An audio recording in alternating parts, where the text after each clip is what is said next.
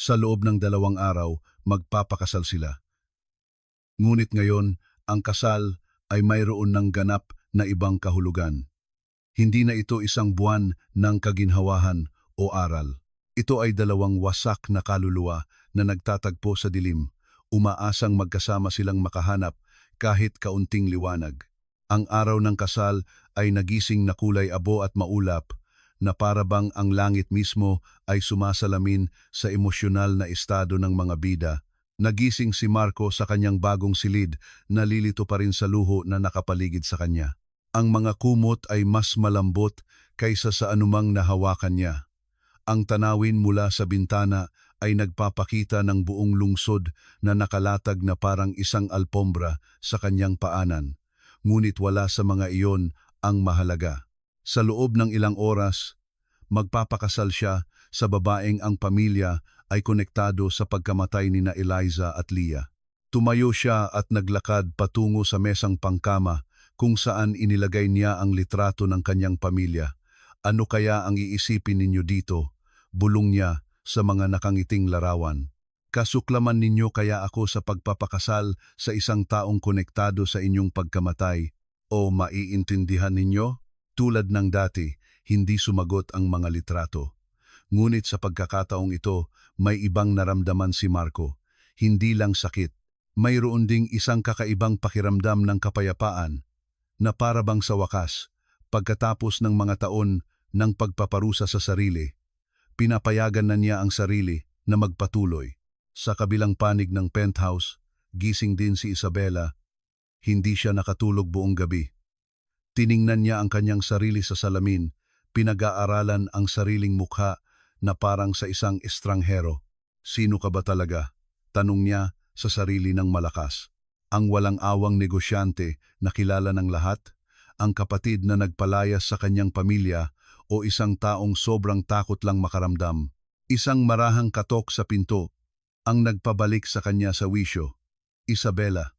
Boses ni Marco. Puwede ba akong pumasok? Nag-atubili siya sandali bago sumagot. Tuloy. Pumasok si Marco, nakasuot pa rin ang kaswal na damit. Mukha siyang kasing ligaw ng nararamdaman niya. Hindi ako makatulog, pag-amin niya. Ako rin, pag-amin ni Isabela. Iniisip ko pa rin ang sinabi ni Andrea, ang lahat ng nabunyag. Ako rin.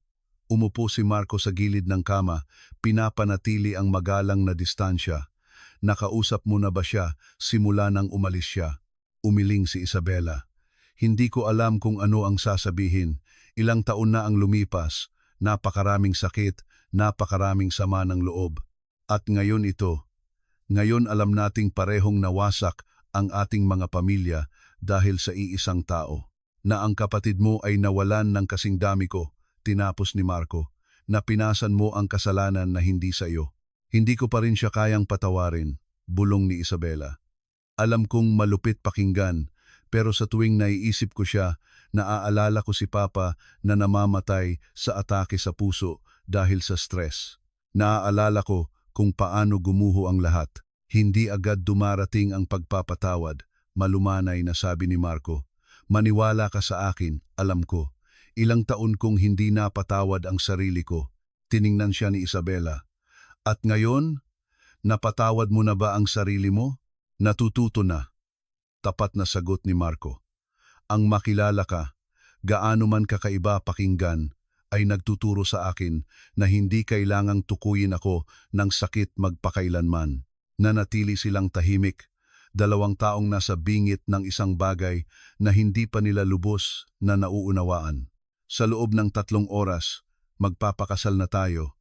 Sa wakas ay sabi ni Isabela, isang kasal na walang pag-ibig, walang pamilya, walang anumang nagpapakatotoo rito.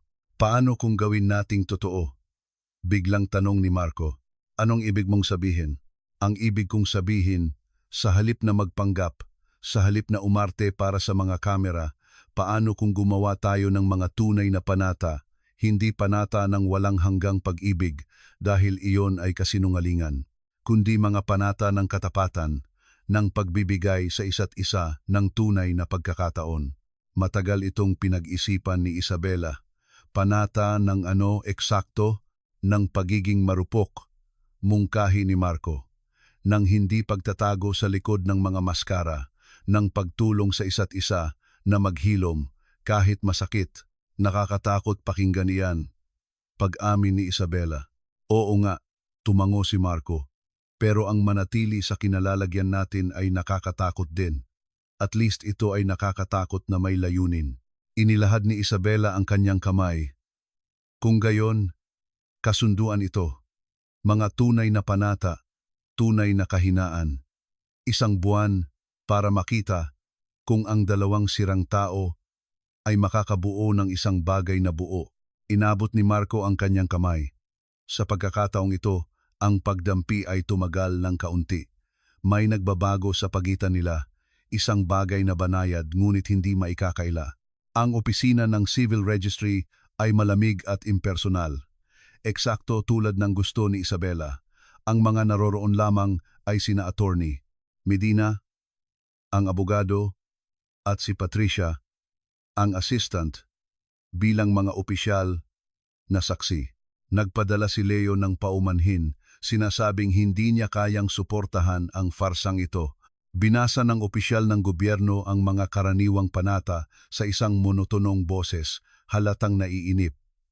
Nagproseso na siya ng 12 kasal sa linggong iyon. Isa lang ito sa marami. Isabela de la Cruz, tinatanggap mo ba si Marco Reyes bilang iyong asawa? Tiningnan ni Isabela si Marco. Sa kanyang mga mata, nakita niya ang sakit, pag-asa, takot at determinasyon. Tinatanggap ko, Marco Reyes. Tinatanggap mo ba si Isabela de la Cruz bilang iyong asawa? Sinalubong ni Marco ang kanyang tingin. Tinatanggap ko. Sa kapangyarihang ipinagkaloob sa akin ng Estado, idinideklara ko kayong mag-asawa. Walang halik, walang palakpakan. 2 pirma lamang sa isang papel at 2 singsing na mekanikal na ipinalit. Ngunit nang isinuot ni Marco ang singsing sa daliri ni Isabela, may ibinulong siyang maririnig lamang niya. Ipinapangako kong magiging tapat, kahit masakit. At si Isabela, nang ilagay ang singsing sa kanyang daliri, ay sumagot, ipinapangako kong susubukang maging tao muli. Ito ay mga panatang mas makabuluhan kaysa sa anumang romantikong tula. Naka-schedule ang photo session sa lobby ng pinakamarangyang hotel sa lungsod. Ang media ay sabik na naghihintay. Mga kamera ay handa, mga tanong ay nakahanda. Ang kuwento ng janitor na nagpakasal sa bilyonarya ay nakuha ang imahinasyon ng publiko. Ngiti, utos ng photographer, inilalagay sila ng magkatabi. Ngumiti si Isabela ng may ensayadong perpeksyon, ang parehong ngiti na ginagamit niya sa mga press conference, ngunit hindi kaya ni Marco. Ang kanyang ngiti ay maliit, totoo, kinakabahan. Miss de la Cruz, sigaw ng isang reporter. Ano ang pakiramdam na magpakasal sa isang taong ilang araw mo palang nakilala? Pakiramdam ko ay ginulat ako ng buhay. Maingat na sagot ni Isabela. Minsan, ang mga pinakahindi inaasahang koneksyon ang pinakamakabuluhan. Ginoong Reyes, tanong ng isa pang reporter. Totoo bang ikaw ang nawawalang pianista na si Marco Reyes? Bakit mo iniwan ang musika? Naramdaman ni Marco ang bigat ng tanong. Nawalan ako ng isang bagay na napakahalaga. At kasama nito, nawala ang aking layunin. Ngunit natututunan ko na hindi pa huli ang lahat para mahanap itong muli. At tutulungan ka ba ng iyong asawa diyan? Giit ng reporter. Tiningnan ni Marco si Isabela. Sa tingin ko, magtutulungan kami. Nakuha ng mga kamera ang sandaling iyon. Ang tinginan sa pagitan nila na tila naglalaman ng buong pag-uusap. Huling tanong. Isang reporter na kilala sa kanyang agresibong investigasyon ang nagtaas ng boses. Miss de la Cruz, totoo bang sangkot ang iyong kapatid na si Andrea de la Cruz sa iskandalong pinansyal na sumira sa kumpanya ng inyong ama at ang mismong iskandalong iyon ay konektado sa personal na trahedya ni Ginoong Reyes? Ganap na tumahimik ang silid. Lahat ng mga kamera ay nakatuon kay Isabela, naghihintay ng kanyang reaksyon. Namutla si Isabela. Nagsimulang manginig ang kanyang mga kamay. Ngunit bago pa man siya makasagot, nagsalita si Marco. Ang aking nakaraan ay komplikado at masakit. Sabi niya na may matatag na boses.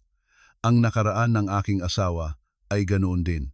Ngunit ang mahalaga ay hindi kung saan kami nanggaling, kundi kung saan kami patungo. At nagpa siya kaming magpatuloy ng magkasama. Hinawakan niya ang kamay ni Isabela, marahang pinisil ito. Tiningnan siya ni Isabela nang may sorpresa at pasasalamat. Hindi na kami sasagot ng mga tanong tungkol sa aming mga nakaraan, dagdag ni Isabela, nabawi ang kanyang composure. Hinihiling namin ang privacy upang mabuo ang aming hinaharap. Mabilis na tinapos ni Patricia ang sesyon. Inihatid ang mga bagong kasal patungo sa naghihintay na sasakyan. Nang makapasok, protektado mula sa mga kamera ng mga tinted na salamin, bumagsak si Isabela. Paano nila nalaman, humikbi siya? Paano nila nahanap ang koneksyon ng ganoon kabilis? Magaling sa kanilang trabaho ang mga reporter, sagot ni Marco. Pero hindi mahalaga. Wala tayong sinabing makakasira sa iyong privacy o sa akin. Ipinagtanggol mo ako. Tiningnan siya ni Isabela nang may pagkamangha. Hindi mo pa ako lubos na kilala at ipinagtanggol mo ako. Team na tayo ngayon, simpleng sabi ni Marco. Sa hirap at ginhawa, magkasama tayo rito. Ang paglalakbay pabalik sa penthouse ay tahimik ngunit hindi awkward. Pareho nilang pinoproseso ang lahat ng nangyari. Ang kasal na nagsimula bilang paghihiganti at obligasyon ay nagiging isang bagay na iba, isang bagay na wala sa kanila ang alam kung paano pangalanan.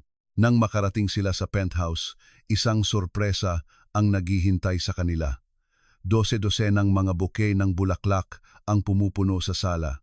Rosas, lirio, sunflowers. Ang malamig at minimalistang espasyo ay naging isang hardin. Sino ang nagpadala ng lahat ng ito? Tanong ni Isabela. Naghahanap ng mga card.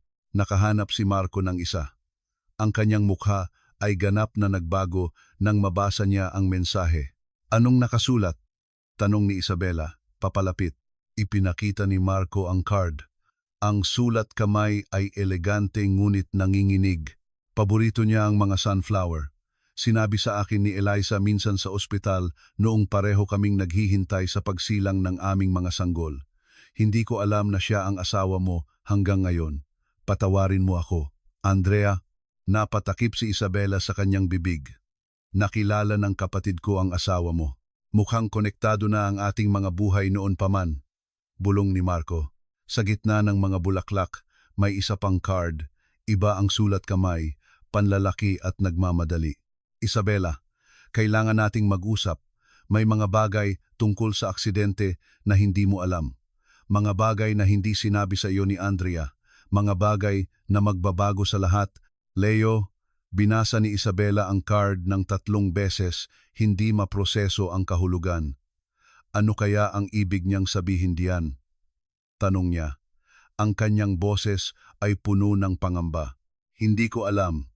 Sagot ni Marco. Pero, mukhang mahalaga. Sa tingin mo ba dapat tayong makipagkita sa kanya? Sa tingin ko, kailangan nating malaman ang buong katotohanan, sabi ni Marco. Gaano man ito kasakit. Agad na tinawagan ni Isabela si Leo. Ang pag-uusap ay maikli, tensyonado. Nang ibaba niya ang telepono, ang kanyang mukha ay nagpakita ng pinaghalong takot at determinasyon. Darating siya bukas, sabi niya. Sabi niya, mayroon siyang mga dokumento, mga ebidensya ng isang bagay na magbabago sa lahat ng ating pinaniniwalaan tungkol sa aksidente. Anong klaseng ebidensya? Ayaw niyang sabihin sa telepono. Pero Marco, nabasag ang kanyang boses. Paano kung may mga lihim pa?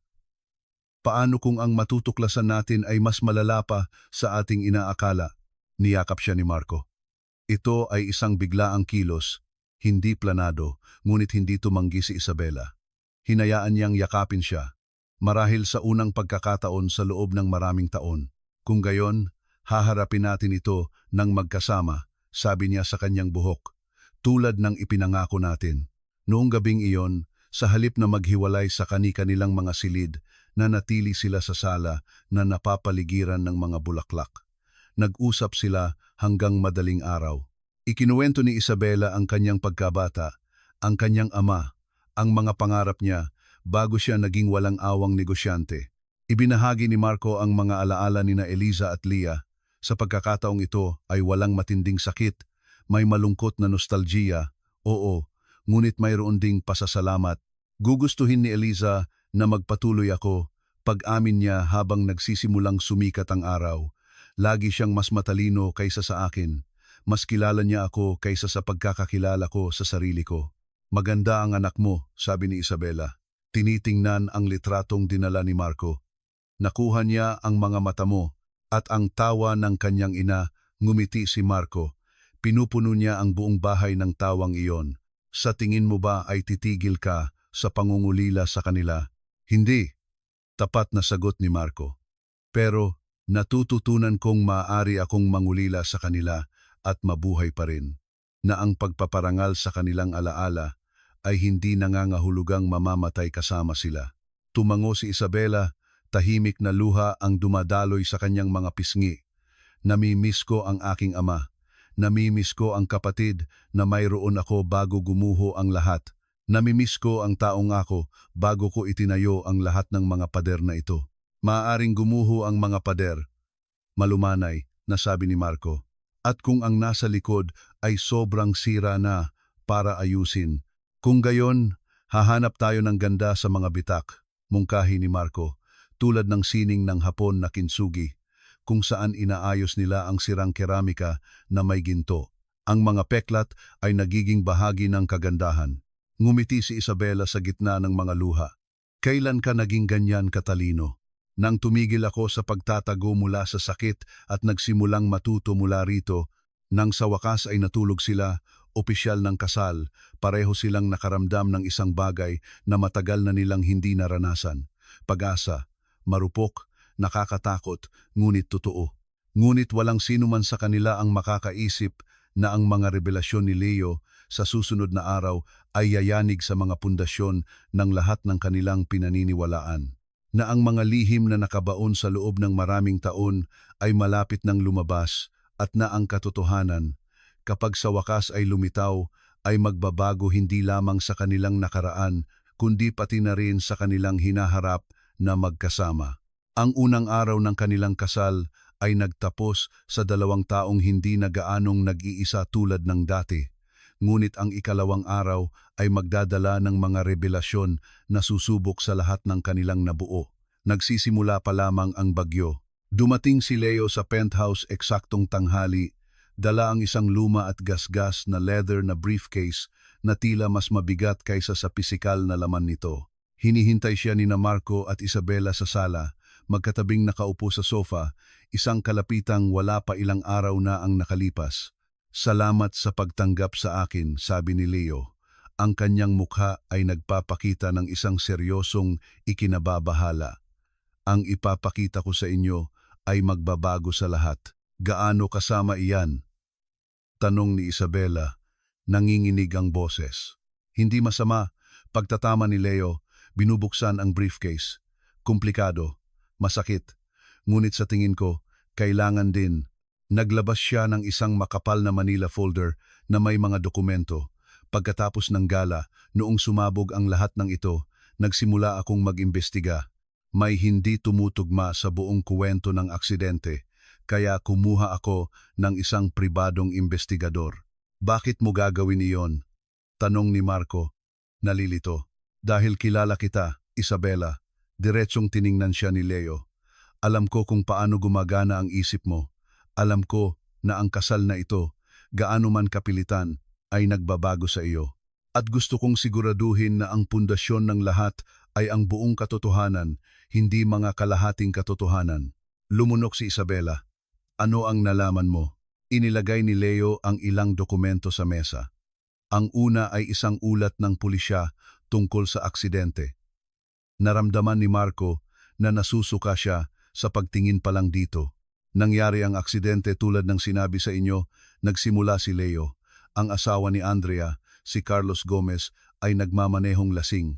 Lumipat siya ng linya. Agad ang impact. Ngunit may mga detalyeng hindi kailanman inilabas sa publiko. Anong mga detalye? Ang boses ni Marco ay halos pabulong. Naglabas si Leo ng isa pang dokumento. Si Eliza ay hindi agad namatay sa operasyon tulad ng sinabi sa iyo, Marco. Nabuhay pa siya ng 3 oras pagkatapos mong umalis sa ospital. Uminto ang mundo ni Marco. Pinauwi ka ng mga doktor dahil akala nila ay wala nang magagawa, ngunit pansamantala siyang naging stable, sapat para gawin ang isang bagay. Naglabas si Leo ng isang selyadong sobre, naninilaw na sa paglipas ng panahon. Humingi siya ng papel at panulat. Sumulat siya ng 2 liham bago siya namatay. Isa para sa iyo, Marco. Ang isa pa. Para kanino? Bulong ni Isabela. Para sa iyong ama, Isabela. Para kay Ginoong de la Cruz. Ang katahimikan na bumalot sa silid ay napakakapal na masakit huminga. Bakit hindi sinabi sa akin ni Papa? Halos hindi makapagsalita si Isabela dahil natanggap niya ang sulat sa parehong araw na sumabog ang iskandalo kay Andrea, sa parehong araw na nagsimulang gumuho ang inyong pamilya. Itinago niya ang mga liham na ito sa isang safe kasama ng iba pang mahahalagang dokumento. Nang mamatay siya, may mga tagubilin ang kanyang abogado na panatilihing selyado ang mga ito hanggang sa matupad ang ilang mga kondisyon. Anong mga kondisyon? Nanginginig na tanong ni Marco, hanggang sa muling magkita si Marco Reyes at ang pamilya de la Cruz. Sa paanuman, balang araw, naniniwala ang iyong ama na pagtatagpuin sila ng tadhana kapag tama na ang panahon.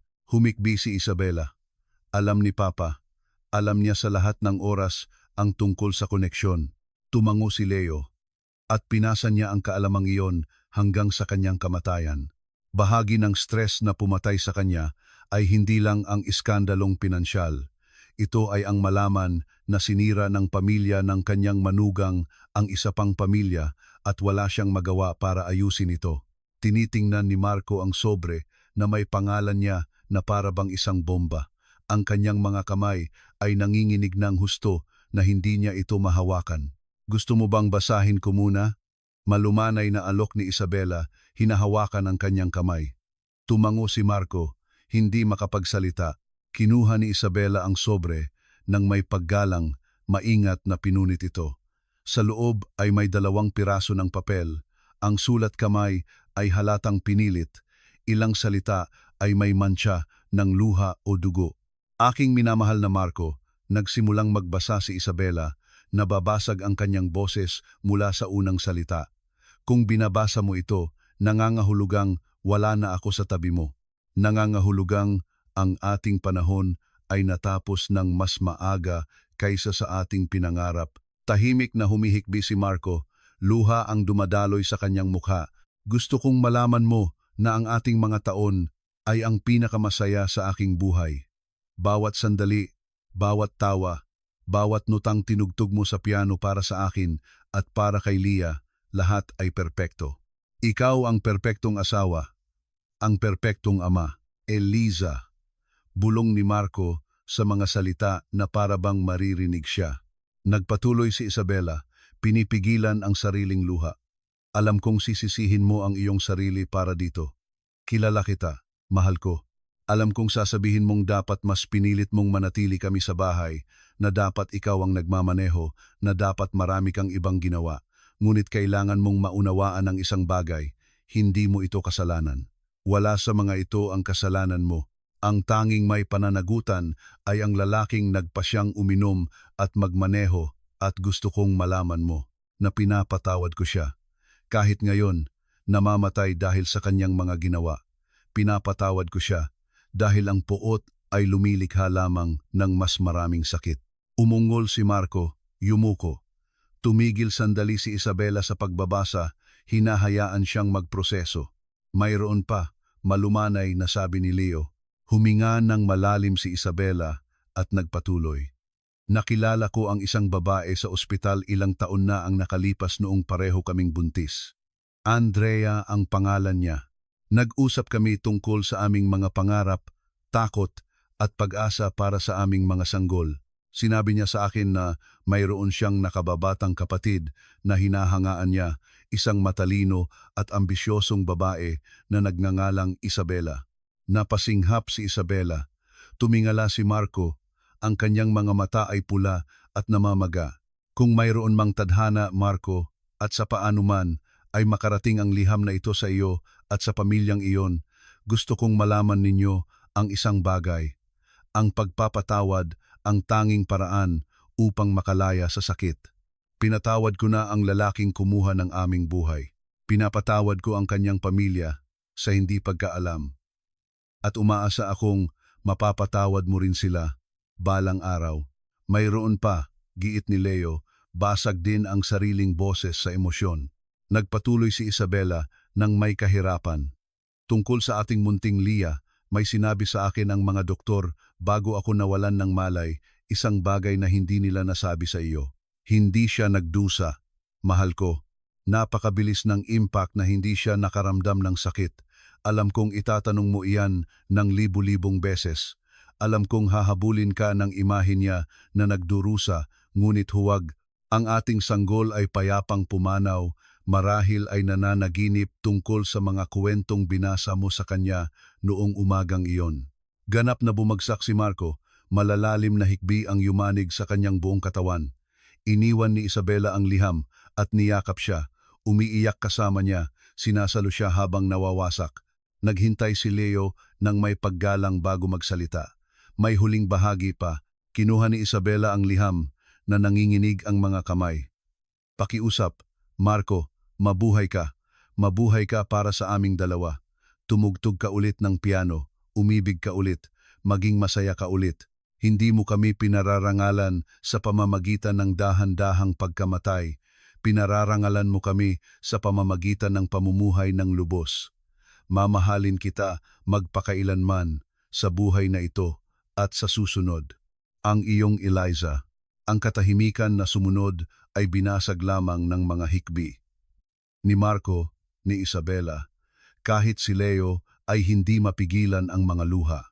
Pambihirang babae si Eliza, sa wakas ay sabi ni Leo.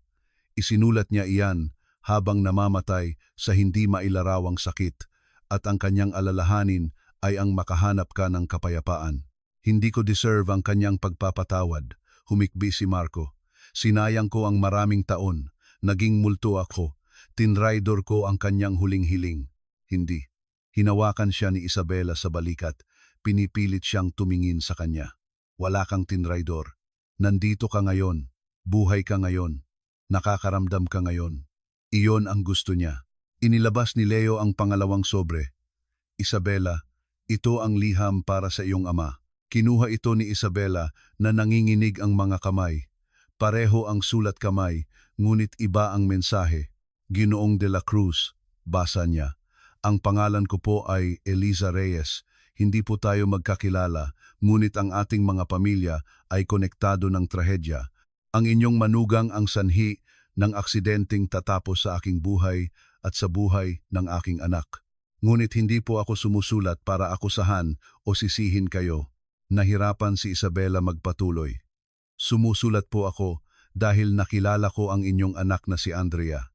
Siya ay isang mabuting tao na gumawa ng masamang desisyon sa pagtitiwala sa maling lalaki. Pakiusap po, huwag ninyo siyang pabayaan. Ang pamilya ay napakahalaga para sayangin sa sama ng loob.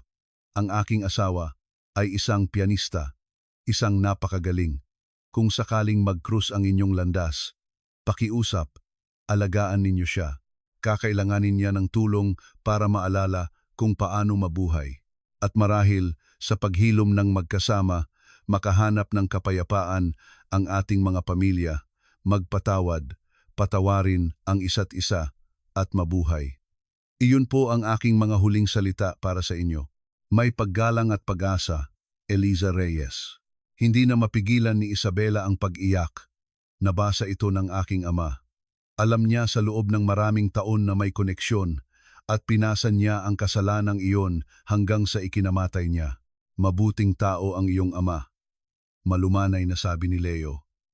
Pagkatapos, basahin ang liham na ito. Nagtatag siya ng isang anonymous trust fund para kay Marco. Binayaran niya ang kanyang mga gastusin sa ospital pagkatapos ng aksidente. Binayaran niya ang libing nina Eliza at Lia. Ginawa niya ang lahat ng kanyang makakaya nang hindi inilalabas ang koneksyon ng pamilya dahil alam niyang hindi kakayanin ni Andrea ang karagdagang kasalanan.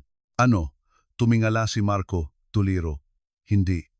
Hindi ko alam kung sino ang nagbayad ng mga bill na iyon. Akala ko ay isang administrative error. Hindi yon error.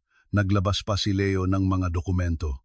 Ang iyong biyenan ay nagbayad ng higit sa 10 milyong piso sa mga gastusing medikal at libing at nag-iwan ng mga tagubilin sa kanyang testamento na kung sakaling kailanganin mo ng tulong, dapat itong ibigay ng kanyang pamilya. Napatakip si Isabela sa kanyang bibig, humihikbi, kaya ang atake sa puso, hindi lang iyon stress mula sa iskandalo. Ito ay ang kasalanan ng pag-alam na sinira ng pamilya ni Andrea ang isa pang pamilya. Ito ay ang pagpasan sa lihim na iyon. Ngunit iniwan din niya ito, naglabas si Leo ng isang huling dokumento. Isang liham para sa iyo, Isabela, isinulat bago siya namatay. Kinuha ito ni Isabela na halos hindi na mahawakan.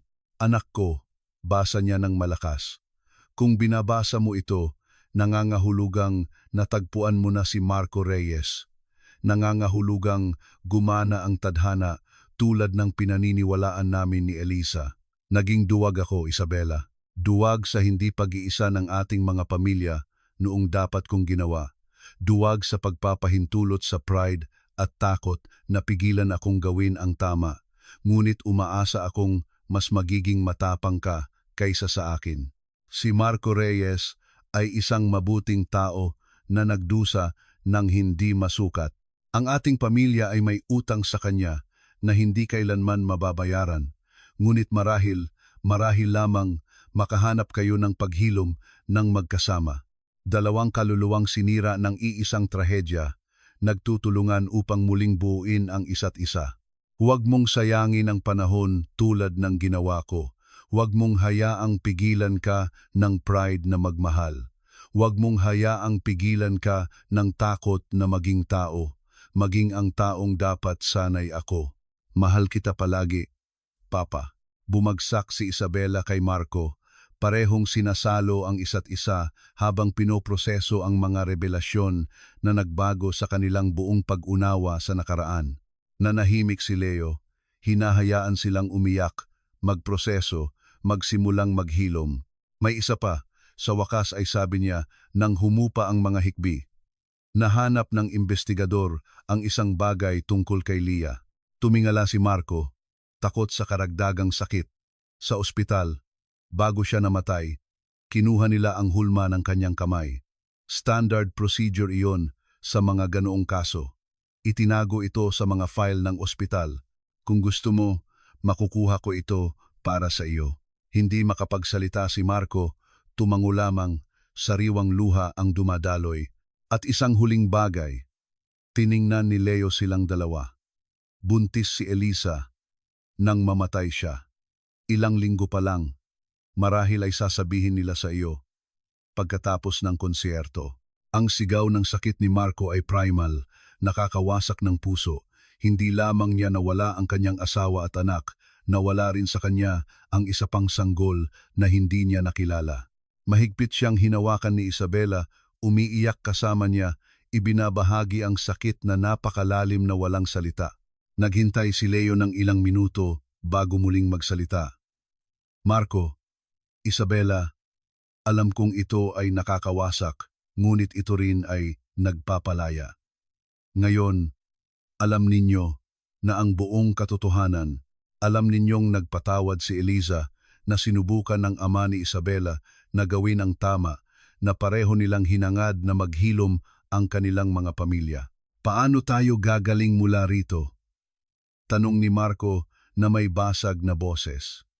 Paano tayo magpapatuloy na mabuhay sa lahat ng sakit na ito, magkasama? Bulong ni Isabela, hinahawakan ang kanyang mukha tulad ng sinabi ni Eliza at ng aking ama. Magkasama, nagtutulungan. Hindi kita lubos na kilala, sabi ni Marco, at hindi mo ako kilala, ngunit konektado tayo ng isang bagay na mas malalim kaysa sa panahon. Konektado tayo ng pagkawala. Tumango si Isabela. Ng kasalanan, ng sakit, ngunit pati na rin ng pag-asa, ng posibilidad na may mabuting maaaring lumabas mula sa isang bagay na napakasama. Tahimik na tumayo si Leo. Iiwan ko na kayo. Marami kayong dapat iproseso. Ngunit bago ako umalis, gusto kong sabihin ang isang bagay. Ang binubuo ninyo rito, itong kakaibang kasal na nagsimula sa maling mga dahilan. Sa tingin ko, ito mismo ang inaasahan ni na Eliza at Ginoong de la Cruz. 2 taong nakahanap ng liwanag sa ibinabahaging dilim. Nang umalis siya, nanatiling magkayakap sina Marco at Isabela sa sofa, napapaligiran ng mga liham at dokumento na muling sumusulat sa kanilang ibinabahaging kasaysayan. Pinatawad ka ni Eliza, bulong ni Isabela. Ang lalaking pumatay sa pamilya mo, mapapatawad mo ba ang akin? Walang kasalanan ang pamilya mo, sagot ni Marco. Biktima rin si Andrea. Pinasa ng iyong ama ang kasalanan na hindi niya nararapat. At ikaw, nasaktan ka sa lahat ng ito tulad ko.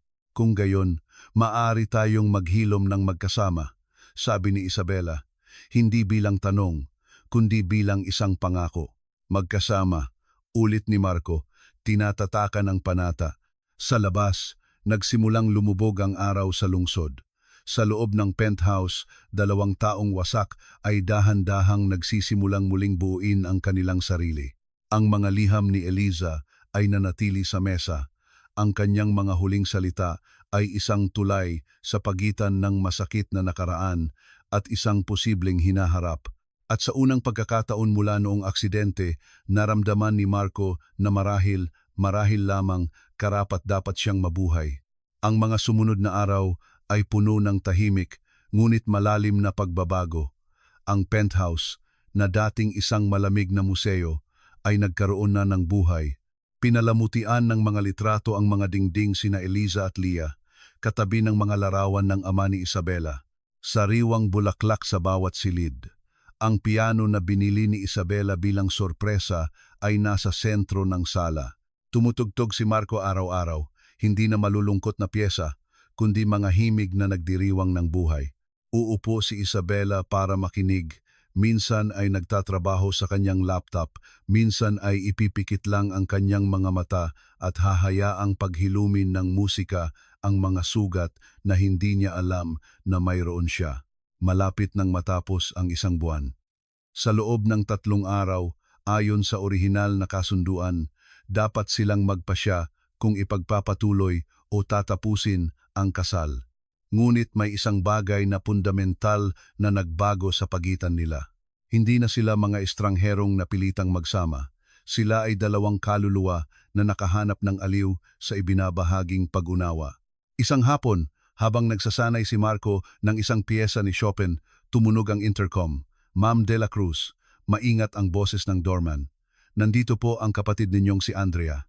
Nagtatanong kung puwede siyang umakyat. Tiningnan ni Isabela si Marco, na agad na huminto sa pagtugtog. Ipinangako nilang haharapin ang lahat ng magkasama. Papasukin mo siya, sagot ni Isabela, matatag ngunit nanginginig ang boses. Nang bumukas ang mga pinto ng elevator, pumasok si Andrea ng may alanganing mga hakbang. Iba na ang kanyang hitsura, tila mas maliit, na parabang pinaliit siya ng kanyang kasalanan. Hi Belle, malumanay niyang sabi. Hi Marco. Tumayo si Isabela, ngunit hindi lumapit. Tumayo si Marco sa tabi ng piano, handang mamagitan kung kinakailangan. Bakit ka bumalik? Tanong ni Isabela. Walang galit, ngunit walang init din. Dahil ilang linggo na akong hindi makatulog, pag-amin ni Andrea, tumutulo na ang mga luha sa kanyang mukha. Dahil sa tuwing ipipikit ko ang aking mga mata, nakikita ko ang maliit na batang iyon, si Eliza, ang mga buhay na sinira ng aking kaduwagan. Hindi mo iyon direktang kasalanan. Unang nagsalita si Marco, nagpagulat sa magkapatid. Binasa ko ang mga sulat. Naiintindihan ko na ngayon na biktima ka rin. Pero mas marami sana akong nagawa, humikbi si Andrea. Maaari ko sanang isinumbong si Carlos bago ang gabing iyon. Maaari ko sanang ipinilit na humingi siya ng tulong para sa kanyang alkoholismo. Maaari sana. Lahat tayo ay may mas marami sanang nagawa. Pinutol siya ni Isabela, nababasag ang boses. Maaari sana kitang pinatawad ng mas maaga. Maaari sanang pinagsama ni Papa ang ating mga pamilya noong nabubuhay pa siya. Maaari sanang tumanggap ng tulong si Marco sa halip na maglaho sa loob ng maraming taon. Lahat tayo ay may pasan na sana. Dahan-dahan siyang lumapit sa kanyang kapatid. Ngunit sumulat si Eliza tungkol sa pagpapatawad. Namatay si Papa na umaasang maghihilom tayo ng magkasama.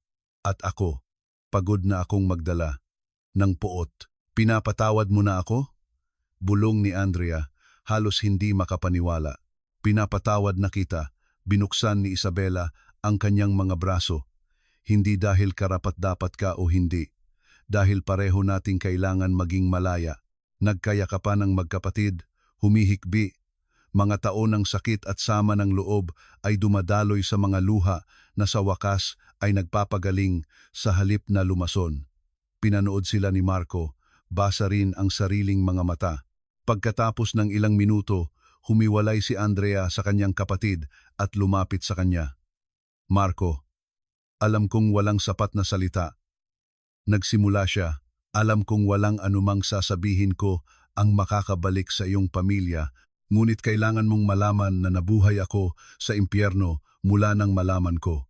Walang araw na hindi ko iniisip si Eliza, si Lia, ang sanggol na hindi isinilang. Huminga ng malalim si Marco. Sa loob ng ilang linggo, inisip niya ang sandaling ito. Kaya ba niyang magpatawad talaga? Pinatawad ka ni Eliza, sa wakas ay sabi niya, kahit namamatay. Pinatawad ka niya.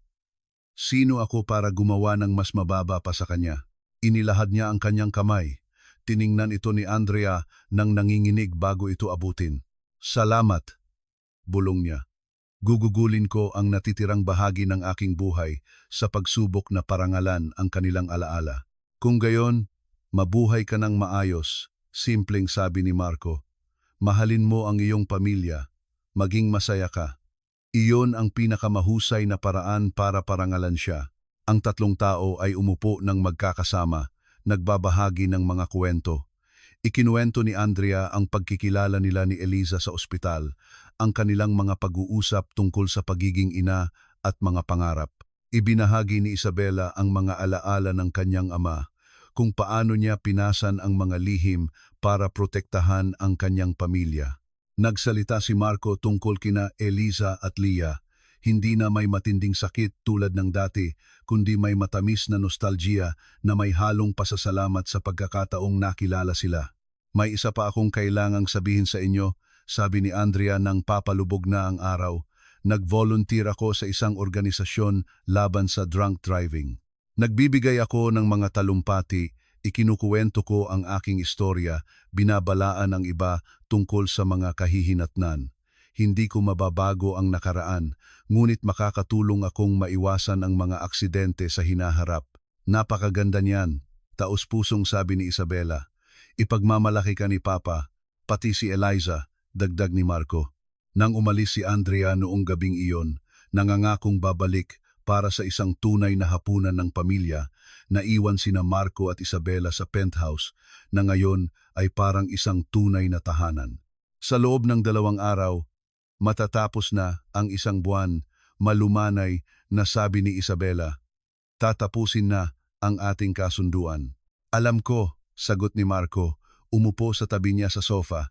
Ano ang gusto mong gawin? Hinawakan ni Marco ang kanyang kamay, isang kilos na naging natural na sa pagitan nila. Isang buwan na ang nakalipas, kinamumuhian kita. Akala ko ikaw ang lahat ng masama sa mundo, malamig, malupit, walang puso.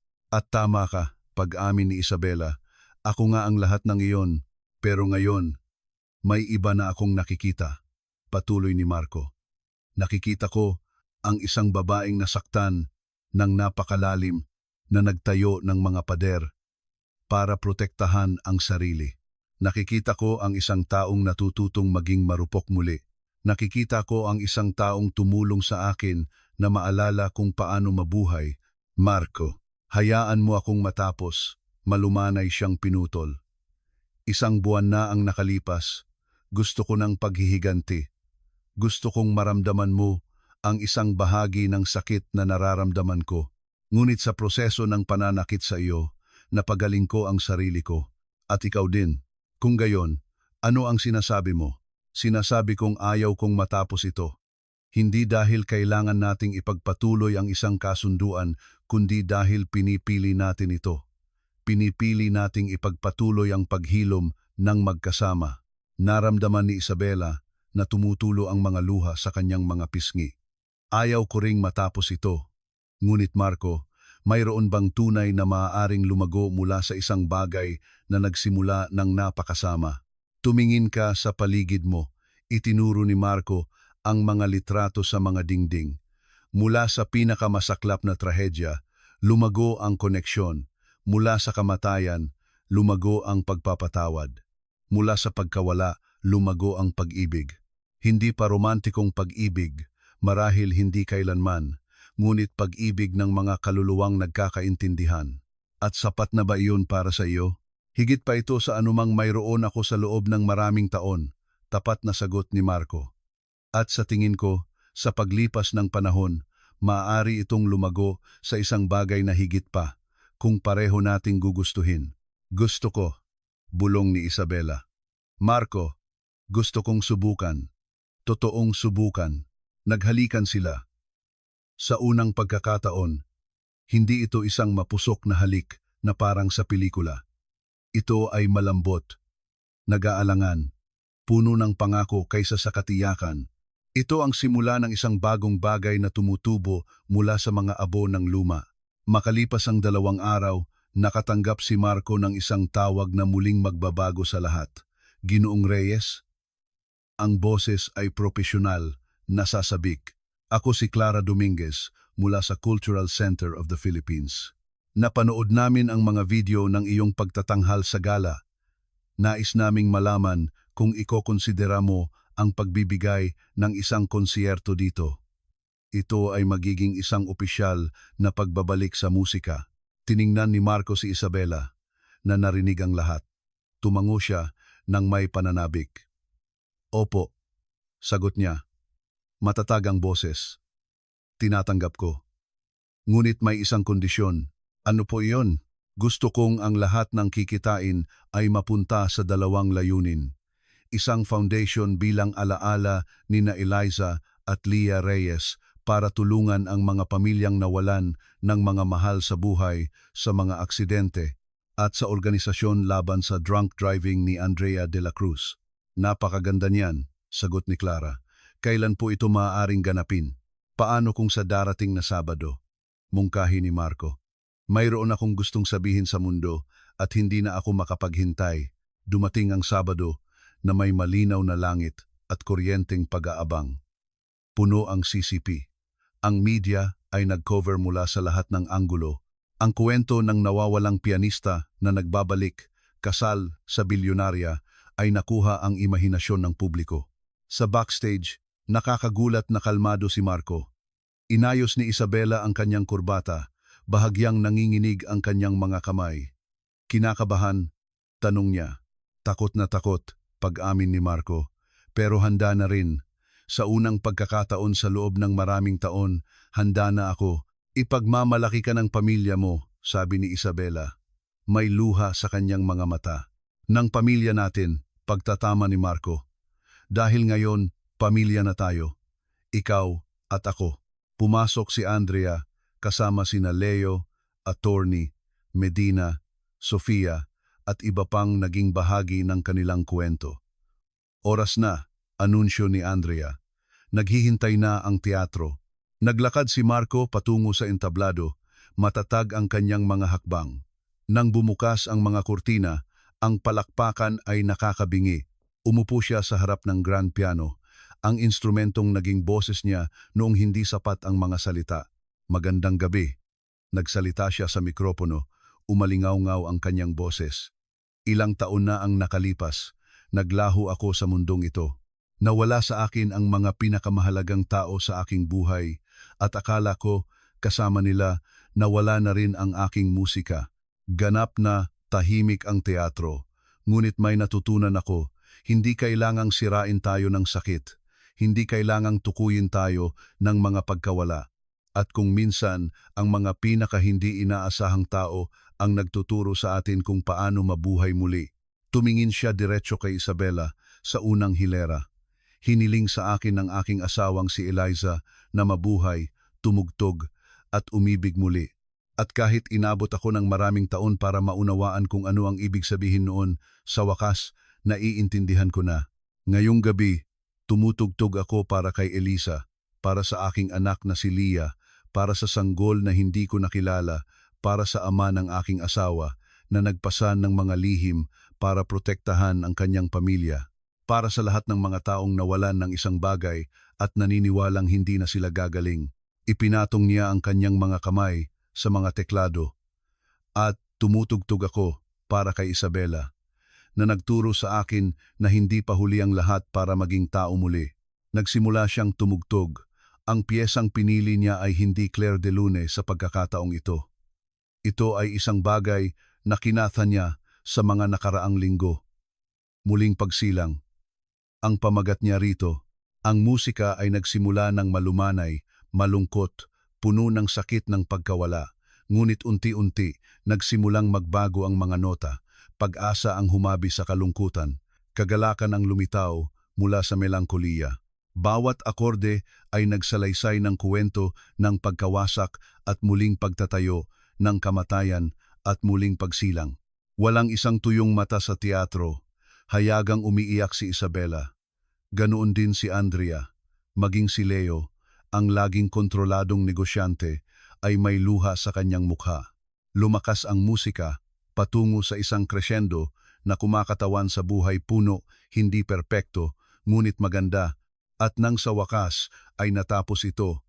Sa mga notang naglaho na parang mga buntong hininga ng pag-asa, tumagal ng ilang segundo ang katahimikan. Pagkatapos, sumabog ang teatro. Standing ovation, palakpakang tila walang katapusan, mga sigaw ng bravo na umalingaw-ngaw sa bawat sulok. Tumayo si Marco, luha ang malayang dumadaloy. Ngunit hindi ito luha ng sakit, ito ay luha ng kalayaan. Eliza, bulong niya sa langit. Sa wakas, nagawa ko. Sa wakas, nabuhay ako. Sa backstage, pagkatapos ng konsierto, mahigpit siyang niyakap ni Isabela. Iyon ang pinakamagandang bagay na narinig ko sa buong buhay ko. Para rin sa iyo iyon, sabi ni Marco. Sa pagtuturo sa akin na ang pag-ibig ay maaaring tumubo kahit sa mga pinakaimposibleng pagkakataon. Pag-ibig, ulit ni Isabela, mabilis ang tibok ng puso. Oo, diretsyong tiningnan siya ni Marco. Pag-ibig, hindi ko alam kung kailan eksaktong nangyari. Marahil noong ipinagtanggol mo ako sa harap ng media. Marahil noong umiyak ka kasama ko habang binabasa ang mga sulat ni Eliza. O marahil ito ay 1,000,000 maliliit na sandali sa pagitan. Ngunit sa isang punto, tumigil ako sa pag-arte bilang asawa mo at nagsimulang maging tunay na asawa mo. Mahal din kita, pag-amin ni Isabela. Pakiramdam ay mas marupok at mas malakas kaysa dati. Hindi ko alam kung paano ito posible. Hindi ko alam kung paano lumago ang isang bagay na napakaganda mula sa isang bagay na napakasakit. Pero mahal kita. Naghalikan sila, napapaligiran ng mga kaibigan at pamilya na pumapalakpak. Hindi ito ang katapusan ng isang kuwento, kundi ang simula ng isang bago. Ilang buwan ang lumipas, ang Eliza and Leah Reyes Foundation ay nakatulong sa daan-daang pamilya. Si Andrea ay nagbibigay ng mga talumpati sa mga paaralan, nagliligtas ng mga buhay sa pamamagitan ng pag-iwas sa mga aksidente. Binago ni Isabela ang kanyang kumpanya, nagpapatupad ng mga programa para sa dignidad sa paggawa at pagpapahalaga sa mga empleyado. At si Marco ay muling tumutugtog, hindi lamang para sa mga manonood, kundi para sa dalisay na kasiyahan ng paglikha ng musika. Isang gabi, sa anibersaryo ng aksidente, binisita ni Marco at Isabela ang sementeryo. Naglagay sila ng mga sunflower sa mga puntod ni Elisa at Leah. Hi, mahal ko, kinausap ni Marco ang lapida. Naparito ako para opisyal na ipakilala ang isang tao. Si Isabela, ang asawa ko. Alam kong kakaiba pakinggan, pero sa tingin ko, maiintindihan mo. Sa tingin ko, aaprubahan mo. Elisa, dagdag ni Isabela. Salamat sa pagpapatawad, sa paghiling na mabuhay siya, sa pagkonekta sa aming mga pamilya sa iyong mga huling salita. Ipinapangako kong aalagaan ko siya. Ipinapangako kong pararangalan ang iyong alaala sa pamamagitan ng pamumuhay ng maayos. Habang papalayo sila sa sementeryo, naramdaman ni Marco ang isang bagay na hindi niya naramdaman mula noong gabi ng aksidente. Ganap na kapayapaan. Anong iniisip mo? Tanong ni Isabela. Nasinira tayo ng sakit, sagot ni Marco. Ngunit sa pagsira nito, nag-iwan ito ng puwang para may bagong tumubo. Isang bagay na hindi sana iiral kung wala ang pagkasirang iyon. Kintsugi, naalala ni Isabela. Kagandahan sa mga bitak. Eksakto, ngumiti si Marco. Tayo ay sirang keramika na inayos ng ginto. Ang mga peklat ay bahagi na ng ating kagandahan ngayon. Naglakad sila patungo sa kotse, magkahawak kamay. 2 taong nakahanap ng pag-ibig sa huling lugar na inaasahan nila. Mula sa trahedya, isinilang ang koneksyon. Mula sa pagkawala, lumago ang pamilya. At mula sa pinakamalupit na pustahan, namulaklak ang pinakatotoong pag-ibig. Dahil kung minsan, ang pinakamagagandang kuwento ay nagsisimula sa pinakamasasamang panahon. At kung minsan, ang mga taong hindi natin inaasahan ay sila mismong kailangan natin. Ang pianista ay nagbalik. Ang bilyonarya ay nakahanap ng pagkatao at magkasama. Lumikha sila ng isang bagay na maganda mula sa mga abo ng sakit. Ito ay, sa lahat ng paraan, isang masayang wakas. Ngunit higit sa lahat, ito ay isang tunay na simula.